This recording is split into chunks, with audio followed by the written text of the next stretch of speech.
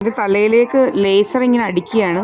അപ്പം ഞാനിങ്ങനെ സുബ്രഹ്മണ്യൻ പണ്ട് ഇവിടെയൊക്കെ വന്നിങ്ങനെ അങ്ങ് നിൽപ്പായിരുന്നു ജോലി. അവൻ്റെ കൊച്ചുമോളെയും കൊണ്ട് എൻ്റെ ഗേറ്റിൻ്റെ മുന്നിൽ അതൊക്കെ എഴുതിയിട്ടുണ്ടല്ലോ. ഗേറ്റിൻ്റെ മുൻപിൽ ഇങ്ങനെ അങ്ങ് വന്ന് നിൽക്കുമായിരുന്നു അവൻ്റെ ജോലി. ഇങ്ങനെ കൊച്ചുമോളെയും കൊണ്ടിങ്ങനെ ഇവിടുത്തെ ആരോ ആണെന്ന് വരുത്തി തീർക്കാൻ. ഇവനെങ്ങും ഇങ്ങോട്ട് അകത്തോട്ട് കയറത്തില്ല, പക്ഷേ ഗേറ്റിൻ്റെ മുന്നിൽ വന്ന് കിടന്നങ്ങ് ഡ്രാമയായിരുന്നു. അതൊക്കെ എഴുതുവാണ്, എല്ലാം എഴുതണമല്ലോ.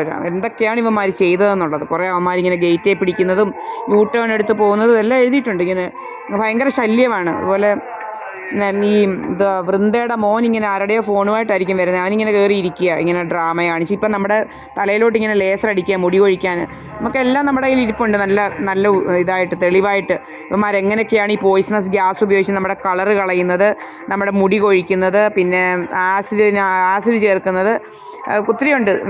ഒരു തണ്ടാൻ്റെ മകൻ ഇവിടെ വന്ന് നമ്മുടെ വെള്ളത്തിൽ ഇങ്ങനെ ഭയങ്കരമായിട്ട് ആസിഡ് കലർത്തിക്കൊണ്ടിരുന്നിട്ടുണ്ടായിരുന്നു. ഇതാണ് എൻ്റെ വീട്. ഞാൻ ഇവിടെയാണ്. സമയം 6:36. ഇന്ന് 18-ാം തീയതിയാണ്, ജനുവരി 18. 17 ഇന്ന് ജനുവരി 18 അപ്പം ഞാൻ എവിടെയെങ്കിലും പറഞ്ഞിട്ടുണ്ടോയെന്ന് അറിയത്തില്ല 17 എന്തായാലും 18 ഇന്ന് ജനുവരി 18. അപ്പം ഇങ്ങനെ പല പല കാര്യങ്ങളാണ് ഇവിടെ നടക്കുന്നത്. കള്ളജാതികളാണ് ഇവന്മാർ. പിന്നെ നമ്മുടെ ഗേറ്റെല്ലാം പൂട്ടിയിട്ടിരിക്കുകയാണ്. നമ്മൾ കാണിച്ചു തരാം ഗേറ്റൊക്കെ പൂട്ടിയിട്ടിരിക്കുന്നത്. നമ്മുടെ ഗേറ്റൊക്കെ നല്ലപോലെ പൂട്ടിയിട്ടിരിക്കുകയാണ്, കണ്ടില്ലേ? ഗേറ്റൊക്കെ പൂട്ടിയിട്ടേക്കുന്നത്. ഇത് സർവ്വസമയം പൂട്ടിയിട്ടിരിക്കുകയാണ്. ഒരവനെ ഇവിടെ കയറ്റത്തില്ല. നമ്മൾ ഇങ്ങനെ കഥകളുണ്ടാക്കുക. ഇപ്പം അവിടെ ഇവിടെയും വന്നിരുന്നുണ്ട്. ഇനി ഞാനും വിചാരിച്ചിട്ടുണ്ട്, നമ്മുടെ കൈയൊക്കെ ഭയങ്കര തിന്നായിട്ടാണ് ഇരിക്കുന്നത്. കാരണം നമ്മൾ ഫുഡ് ഒരു നേരമേ കഴിക്കുന്നുള്ളൂ, നിങ്ങൾക്ക് എല്ലാം അറിയാം. അപ്പം നമ്മുടെ കൈയൊക്കെ ഭയങ്കര തിന്നാണ്. അതുകൊണ്ട് ഞാനും വിചാരിച്ചിട്ടുണ്ട്, എൻ്റെ ഈ സ്ലീവ്ലെസ്സിൻ്റെ എല്ലാം ഇരിപ്പുണ്ട്, അത് ഇട്ടുകൊണ്ടേ ഇനി പോകത്തുള്ളൂ. അപ്പം നാട്ടുകാർ കാണണം നമ്മുടെ കൈ എങ്ങനെയാണെന്ന്, നമ്മുടെ കൈക്ക് എത്ര വണ്ണമുണ്ടെന്ന്. ഇവന്മാരിങ്ങനെ വയറൊക്കെ അടിച്ചിങ്ങനെ വീർപ്പിക്കുന്നത് ആളുകൾക്ക് മനസ്സിലാവണമല്ലോ. അങ്ങനെ അങ്ങ് അഹങ്കാരം എടുത്താൽ പറ്റത്തില്ല. അങ്ങനെ അങ്ങ് അഹങ്കാരം ഇതെടുപ്പിക്കരുത് ഇവന്മാരെ കൊണ്ട്, മനസ്സിലായില്ലേ? ഇത്രയും തിന്നായിട്ടുള്ള കൈയാണ് നമ്മുടേത്. ഇങ്ങനെ അതുപോലെ കൈ അടിച്ച് ഇങ്ങനെ പോയിസണസ് ഗ്യാസ് അടിക്കുക സർവ്വസമയവും നമ്മുടെ മണ്ടയ്ക്കോട്ട്. പിന്നെ ഈ വിശ്വജിത്ത് എന്ന് പറയുന്ന ഒരവനുണ്ട്, അവനിങ്ങനെ ഇപ്പോൾ ഇവിടെ തന്നെ ഉണ്ട്. അവനിങ്ങനെ കയറി ഇരിക്കുക ജോലി. അവൻ എവിടെയോ ഇങ്ങനെ വന്നിട്ട് വല്ലവൻ്റെയൊക്കെ ഫോൺ കൊണ്ടായിരിക്കും വരുന്നത്. ഇവൻ വന്നിട്ട് ഇങ്ങനെ കയറി ഈ സദാനന്ദ മന്ദിരത്തിൽ കയറി ഇങ്ങനെ ഇരിക്കുക. പിന്നെ ഈ സുബ്രഹ്മണ്യൻ എന്ന് പറയുന്നവൻ ഇങ്ങനെ പണ്ട് മുതലേ ഇങ്ങനെ അവൻ ആരൊക്കെയോ ആണെന്നങ്ങ് വരുത്തി തീർക്കാൻ ശ്രമിക്കുക, നമ്മുടെ സ്വത്തും മുതലൊക്കെ അടിച്ചെടുക്കാൻ.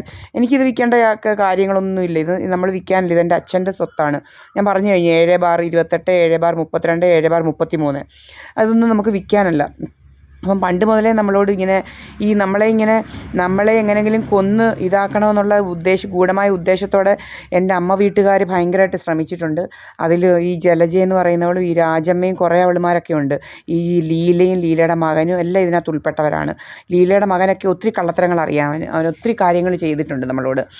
ഇവനെല്ലാം ഈ കള്ളത്തരങ്ങൾ അറിയാവുന്നവനാണ്, മനസ്സിലായില്ലേ? ഈ ബിജു പിയുമായിട്ട് കൂടി ചേർന്നുകൊണ്ട് ഇവൻ പല പല കള്ളത്തരങ്ങളും. ഈ ബിജു പിയെ നമ്മളെ റെഡിയാക്കാൻ വേണ്ടിയിട്ടാണ് ഇവനെ എൻട്രസ്റ്റ് ചെയ്ത് ഇവിടെ നമ്മുടെ കല്യാണം കഴിപ്പിക്കുന്നത് തന്നെ. എന്തായാലും നമ്മൾ അവനെ ബന്ധം ഒഴിഞ്ഞു. 2019 ജനുവരി 23-ാം തീയതിയാണ് നമ്മളിവനെ ബന്ധം ഒഴിഞ്ഞത്. പിന്നെ ഇങ്ങനെ ഈ സുബ്രഹ്മണ്യൻ എന്ന് പറയുന്നവൻ ഇപ്പോൾ ഇവൻ്റെ പേരിങ്ങനെ പറഞ്ഞുകൊണ്ടിരിക്കുകയാണ്, ബിജു പി എന്ന്. അപ്പോൾ നമ്മുടെ ഈ സ്വത്തും മുതലൊന്നും അവന് കൊടുക്കാനില്ല. അപ്പം ബിജു പി ഇങ്ങനെ പറയുമായിരുന്നു, ഈ സ്വത്തും മുതലൊക്കെ അങ്ങ് പൊക്കോട്ടെ എന്ന്. അപ്പം അവൻ്റെ ഉദ്ദേശം ഇതൊക്കെ ആർക്കോ ഇപ്പോൾ ഇവന് ചുളു വിലയ്ക്കൊക്കെ കൊടുത്ത് എന്തൊക്കെയോ ഗൂഢമായ ഉദ്ദേശത്തോടെയാണ് ഇവിടെയൊക്കെ ചെയ്തുകൊണ്ടിരുന്നത്, മനസ്സിലായില്ലയോ? എൻ്റെ സ്വത്തും മുതലൊന്നും ആർക്കും കൊടുക്കാനില്ല. ഇത് എൻ്റെ അച്ഛനാണ് ഇതിന് ഭൂരിഭാഗവും ഇതാക്കിയത്. എൻ്റെ അച്ഛനാണ് എൻ്റെ സ്വത്തൊക്കെ വാങ്ങിച്ചത്. അപ്പം എന്താ പറയുന്നതെന്ന് വെച്ച് കഴിഞ്ഞാൽ, അവനിങ്ങനെ ഭൂരിഭാഗം സ്വത്തും എൻ്റെ അച്ഛൻ വാങ്ങിച്ചതാണ് ഇവിടെ, അല്ലാതെ വേറെ ആരുമല്ല. പിന്നെ എങ്ങനെയാണെന്ന് വെച്ച് കഴിഞ്ഞാൽ, അപ്പോൾ എൻ്റെ അമ്മ വീട്ടിലും എൻ്റെ അച്ഛൻ 1 ഏക്കർ 55 സെൻറ്റ് സ്ഥലം വാങ്ങിച്ചിട്ടുണ്ടായിരുന്നു. അതും എൻ്റെ അമ്മയ്ക്ക് കിട്ടിയ 19 സെൻറ്റ് സ്ഥലവും അതിൽ 5 സെൻറ്റ് കുറച്ചിട്ട് ബാക്കി 19 സെൻറ്റ് സ്ഥലമായിരുന്നു. അപ്പോൾ 5 സെൻറ്റ് പോയാൽ 15 സെൻറ്റ് സ്ഥലത്തോളം ഉണ്ട്. 14 സെൻറ്റ് സ്ഥലം. ആ 14 ഈ 155 സെൻറ്റ് സ്ഥലവും കൂടെ പ്രീതയ്ക്ക് കൊടുത്തിട്ടുണ്ട്.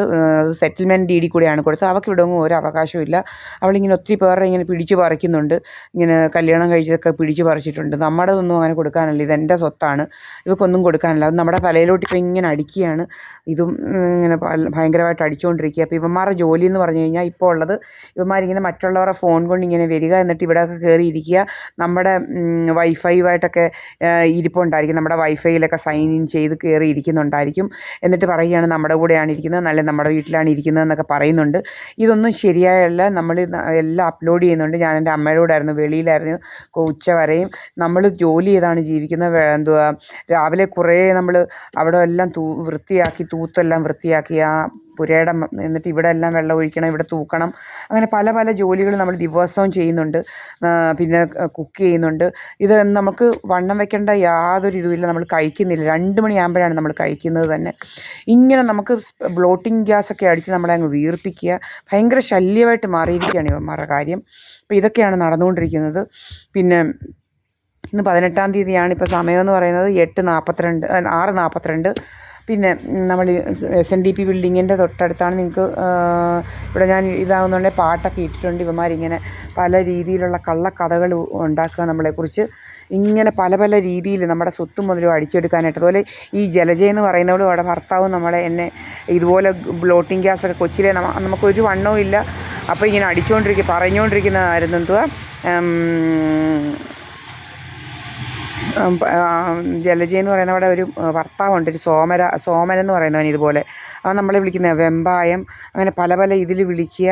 എന്ന് വെച്ച് കഴിഞ്ഞാൽ നമുക്കങ്ങ് ഏതൊക്കെയോ വണ്ണമാണെന്നൊക്കെ വരുത്തി തീർക്കാൻ ശ്രമിക്കുക. അപ്പോൾ എൻ്റെ കയ്യിലുണ്ട്, എൻ്റെ വണ്ണത്തിൻ്റെ എല്ലാ ഫോട്ടോസ് ഞാനിട്ടുണ്ട്. നിങ്ങൾ കാണുമ്പോൾ അറിയാം അങ്ങനെ വലിയ വണ്ണമൊന്നും ഇല്ലെന്ന്. എന്നിട്ട് ഇവന്മാരിപ്പം നമ്മളിങ്ങനെ ബ്ലോട്ടിങ് ഗ്യാസ് അടിച്ച് വീർപ്പിക്കുക. പിന്നെന്താണെന്ന് വെച്ച് കഴിഞ്ഞാൽ, പിന്നെ ബ്ലോട്ടിങ് ഗ്യാസ് അടിച്ച് വീർപ്പിച്ചേച്ച് നമ്മുടെ മുഖമെല്ലാം ഇങ്ങനെ തൂക്കുക. നമ്മുടെ കണ്ണിൻ്റെ 2 സൈഡിലുമുള്ള ഈ കൊഴുപ്പ് ലേസർ വെച്ച് ഇതാക്കിയിട്ട്, ലേസർ കണ്ണിൻ്റെ സൈഡിൽ മാത്രമല്ല, നിങ്ങൾക്കറിയാം ലേസർ ഉപയോഗിച്ച്, ക്രയോ ലേസറും മറ്റേ ലേസറും ഒക്കെ ഉപയോഗിച്ച് നമ്മുടെ മുഖത്തെ പല സ്ഥലത്തെ ഈ കൊഴുപ്പ് കളയുന്നതൊക്കെ നിങ്ങൾക്കറിയാം. അങ്ങനെ കൊഴുപ്പ് കളയുക, കൊഴുപ്പ് കളഞ്ഞിട്ട് കണ്ണിൻ്റെ സൈഡിലൊക്കെ കൊഴുപ്പ് കളഞ്ഞിട്ട് നമ്മുടെ മുഖം ഡീഫിഗർ ചെയ്യുക, നമ്മുടെ മുഖം തൂക്കുക. ഇതൊക്കെയാണ് ഇവന്മാരുടെ വേലകൾ. അപ്പം ഈ രാജമ്മ എന്ന് പറയുന്ന നമ്പർ 1 കള്ളിയാണ് അവൾ.